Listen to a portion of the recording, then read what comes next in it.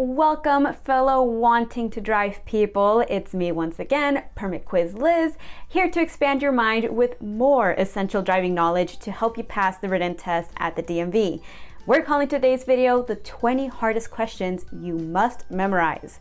Now, while many of the questions on your permit test are just plain common sense or can be figured out by using good old logic, the ones covered here today have answers that aren't so obvious and need to be committed to memory. But don't worry, I will give you some tips and tricks to help you master these crafty questions. Alrighty, who's ready to flex that brain?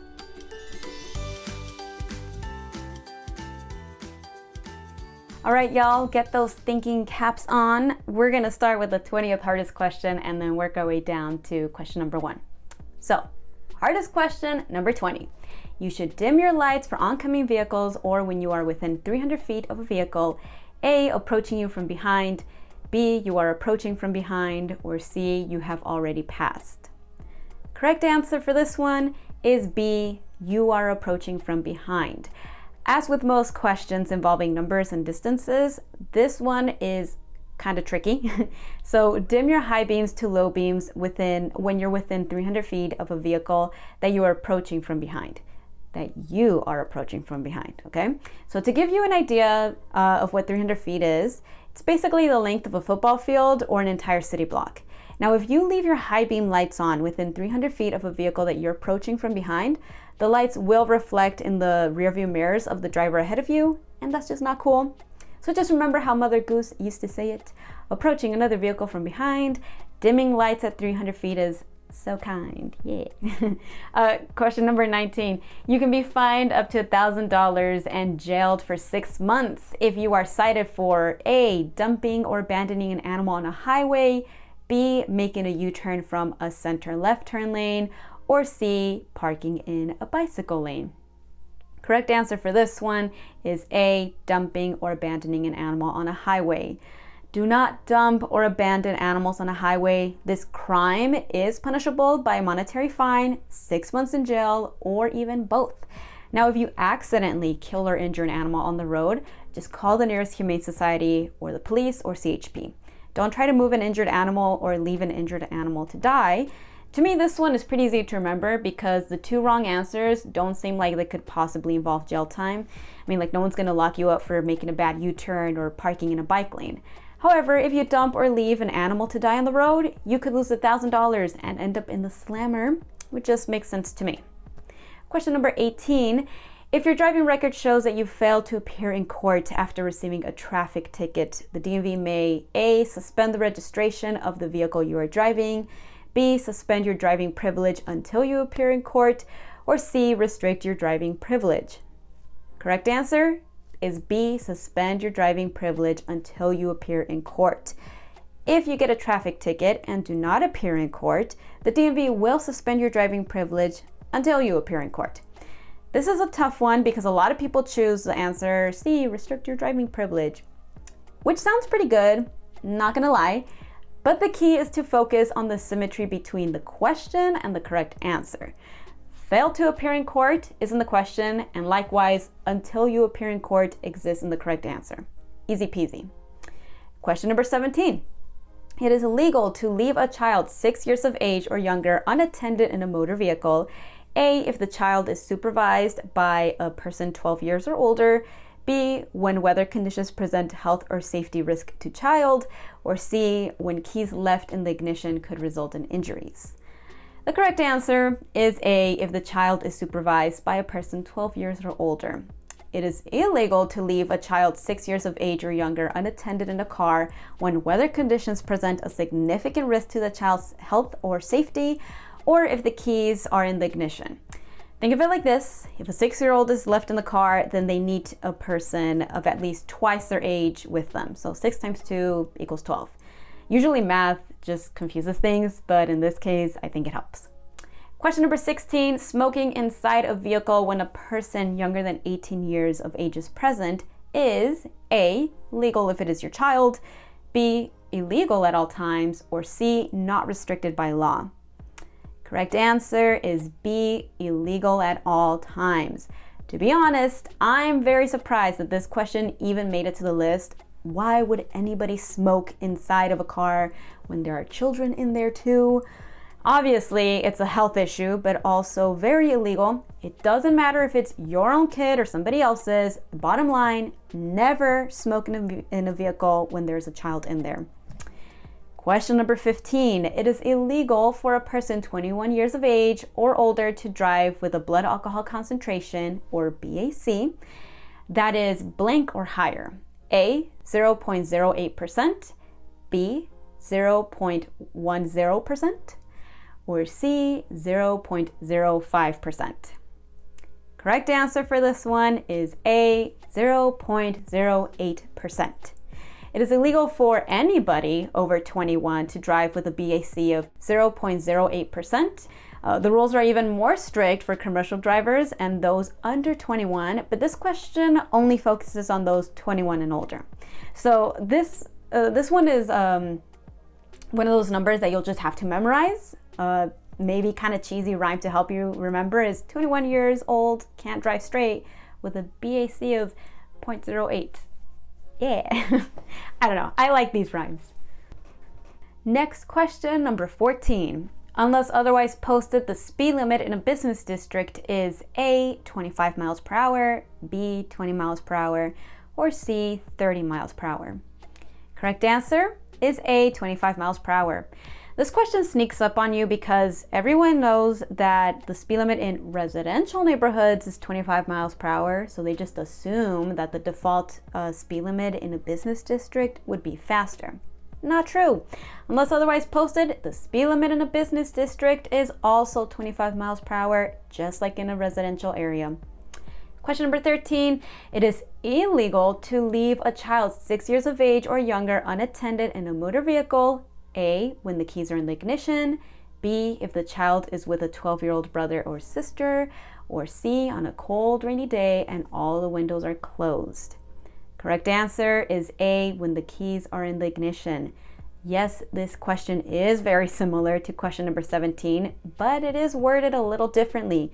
Reading the question carefully will give you a clue as to what the answer is. Notice that you need to choose the answer that is illegal. We already know from that previous question that it's okay to leave a 6-year-old alone in the car with a 12-year-old. However, what's not legal is leaving a 6-year-old child alone in the car with the key in the ignition. It's obvious that the child wouldn't be able to safely operate a car, and leaving the key in the ignition is just inviting trouble. Question number 12. You are approaching a railroad crossing with no warning devices and are unable to see 400 feet down the tracks in one direction. The speed limit is A, 15 mph, B, 20 mph, or C, 25 mph. Correct answer is A, 15 mph. This is another one of those speed limits that you're just going to need to memorize. If you think about it, it makes sense that the answer is the slowest choice of 15 mph. The question says, a railroad crossing with no warning devices and are unable to see 400 feet down the tracks. That sounds pretty dangerous, and I'd want to drive slow too and make sure I'm not going to get demolished by a train. Keep in mind that the 15 mph does not apply when you can see clearly for more than 400 feet or the railroad crossing is controlled by gates or a warning signal. But for this question, where there are no safety controls in place and you can't see clearly, 15 mph is the number you need to memorize. Question number 11. You were in a collision which caused more than $1,000 worth of damage. You must report the collision within 10 days to A, the DMV, B, the CHP, or C, your insurance company. Correct answer is A, the DMV. Every driver involved in a collision must file a report of traffic accident occurring in California, or SR1, with the DMV within 10 days if there is more than $1,000 in property damage or an injury, no matter how minor, or even a death resulting from the collision. You can have your license suspended if you fail to do so. Now, there's a lot of information in this question that can show up on your test, often worded in slightly different ways. The key things to remember that will help you ace these collision-related questions are: 1. You report collisions to the DMV when there's $1,000 or more of estimated damage. And 2, while you might also report the collision to your insurance company and law enforcement, the 10-day rule applies to how long you have to report the collision to the DMV. So try to think of it like this: 10 days to tell the DMV when $1,000 of damage. Okay, everybody, we are halfway there. How's everybody doing so far? If you're getting tired, pause the video, take a little break, get some water, stretch out, maybe take a nap. I don't know if that's what you want to do. If you're hanging in there, then let's go ahead and continue with the top 10 hardest must memorize questions. Let's go. Question number 10. An orange and red sign of this shape on a vehicle always means A, slow moving vehicle, B, the vehicle has a right of way, or C, shoulder work ahead. Correct answer is A, slow moving vehicle. Many people are confused by this sign. They think it has something to do with construction or emergencies. Well, no. It actually is a sign that is usually found on the back of slow-moving vehicles such as farm equipment, animal-drawn carts, and road maintenance vehicles like street sweepers. So when you see this sign, it means, hey, heads up, fellow driver, I'm a slow-moving vehicle, please don't ram into me, or something like that. I don't know. Question number 9. If you are convicted of driving with an excessive blood alcohol concentration, or BAC, you may be sentenced to serve A, up to 12 months in jail, B, up to 6 months in jail, or C, no jail time, but you must pay a fine of $500. Correct answer is B, up to 6 months in jail. Convicted of driving under the influence, well then get ready to serve up to 6 months in jail. Yet another answer that you just simply have to memorize. Now I know you're probably getting sick of my driver's ed nursery rhymes, but here's the best I can offer you for this question. Drinking and driving just don't mix unless you want a jailcation for 6. That's my favorite one. That's good, you gotta admit. Okay, all right, anyways, question number 8. Which of these vehicles must stop before crossing railroad tracks? A, motorhomes or pickup trucks towing a trailer, B, sport utility vehicles carrying 4 or more passengers, or C, tank trucks marked with hazardous materials placards. Correct answer is C, tank trucks marked with hazardous materials placards. This is another question that I thought was pretty straightforward myself. But 1 out of every 4 people get this one wrong, with most people choosing the wrong answer, motorhomes or pickup trucks towing a trailer. Now, while I can see why that answer is tempting, the correct answer is, like we mentioned, C, tank trucks marked with hazardous materials placards. That makes much more sense because if you think about it, we're talking about a tank truck carrying hazardous materials such as explosives and gases and flammable liquids.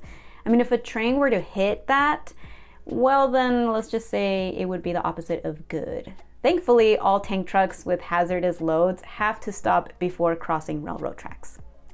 All right, question number 7. You must notify the DMV within 5 days if you A, are cited for a traffic violation, B, sell or transfer your vehicle, or C, paint your vehicle a different color. Correct answer is B, sell or transfer your vehicle. Once again, another question and answer you just need to pound into your brain. When you sell or transfer a vehicle, report it to the DMV within 5 days. You can complete the notice of transfer and release liability online. Try to remember it this way. If you sell, you have 5 days to tell. The DMV, that is. All right, question number 6. This yellow sign means A, the road ahead may be slippery, B, the road ahead has many curves, or C, there is a sharp curve in the road ahead. Correct answer is A, the road ahead may be slippery.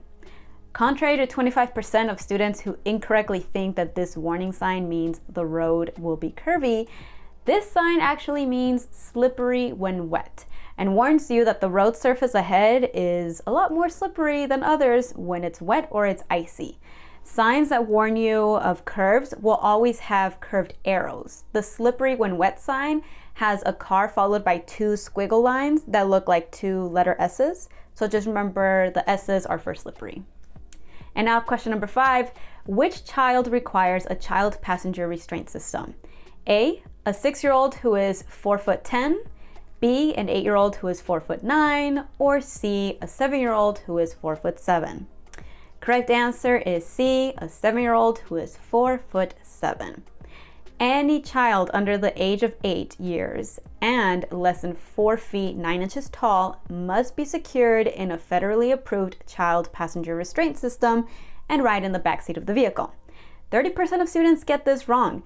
To get it right, you have to memorize these 2 important numbers when it comes to kids who need car seats. 1, the child must be under 8 years old, and this makes B wrong because the child is already 8 in this example. And then 2, the child must be less than 4 feet 9 inches tall, and this makes answer A wrong because the child is taller than 4'9". That leaves us with C as the only possible answer, a child who is both younger than 8 and less than 4 feet 9 inches. Now that's a kid you can put in a car seat. All right, question number 4. Which way should your front wheels be turned when parked uphill next to a curb? A, away from the curb, B, parallel to the curb, or C, toward the curb. Correct answer is A, away from the curb. When curbside parking headed uphill, turn your front wheels away from the curb and let your vehicle roll back a few inches. The vehicle should then gently catch on the curb. With any curbside parking questions, just remember this and you'll do great. 1, uphill with a curb, turn wheels away from the curb. 2, all other situations, turn wheels towards the curb. You can also use this little rhyme to help it sink into your head. With a curb up, it's up, up, and away, or else turn your wheels the opposite way. All right, question number 3. It is illegal for a person under 21 years of age to drive with a BAC that is blank or more. A, 0.01%, B, 0.08%, or C, 0.05%. The correct answer for this one is A, 0.01%. While 0.08% is correct for those 21 years of age or older, there's a zero tolerance for alcohol use if you are under 21. If your BAC measures 0.01% or higher, the officer may take your license, issue you a temporary license for 30 days, give you an order of suspension for 1 year, and then determine whether to release you or turn you over to the juvenile authorities, or even contact your parents. This one trips up test takers because they miss the person under 21 years of age in the question. Remember, the legal drinking age is 21, so if you're under 21, then you should have no alcohol in your system. With that said, it makes sense that the correct answer is the smallest possible choice, which is A, 0.01%. Question number 2, for the first 12 months after you are licensed, you must be accompanied by your parent or guardian if you A, transport minors between the hours of 11 p.m. and 5 a.m., B, drive between the hours of 5 a.m. and 11 p.m., or C, transport adults between the hours of 5 a.m. and midnight. Correct answer is A, transport minors between the hours of 11 p.m. and 5 a.m. This question is one that will show up only for those who are getting their first provisional license, not renewing their license. So with that said, it's shocking that 26% of students incorrectly choose B, drive between the hours of 5 a.m. and 11 p.m., which would only mean that you can't drive alone during the day with your new license. Well, that makes no sense. Of course you can drive alone during the day with your license. My guess is that students don't read that answer very correctly and they get the time frame mixed up. The answer A is correct, of course, because you need to be accompanied by your parents during the first 12 months of having your license. Anytime that you transport other minors and you drive at nighttime between 11 p.m. and 5 a.m. Okay, folks, here we are. We finally made it to the hardest must-memorize question that you need to learn by heart for your permit test. It's a question so mind-boggling that 1 out of every 3 students get it wrong. It's actually not that mind-boggling once you know the answer, so let's just cut to the chase and reveal this deep secret of the driving universe to you.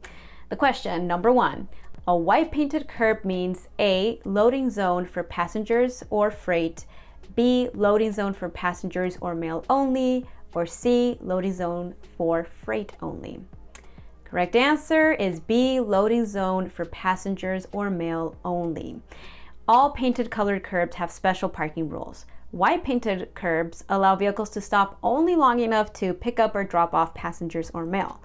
Now, while you could just memorize that white curbs are for quick drop-off or pickup of passengers or mail, here's how I remembered this one when I took the test 100 years ago. USPS mail trucks are white, so I use that to remember that white curbs are for mail. Because B is the only answer that references mail, then it's easy to remember. Maybe it's not the most ingenious way to retain the information, but it worked for me, and I just hope it works for you too. And that is it. You made it. Go ahead and give yourself a nice pat on the back, a little round of applause. You made it through another one of these videos with me. The fact that you are here watching these videos just shows me how serious you are about passing your test. And if you're truly serious about passing your test, then I also urge you to read that DMV handbook. I'm even giving you a link right here. Reading the handbook is truly the best way to guarantee that you will see all possible topics that may be covered on your upcoming test. So please, please, please read that darn thing. It's so important. And then also take a quick millisecond to like and subscribe. And if you have a full second, then leave a comment too.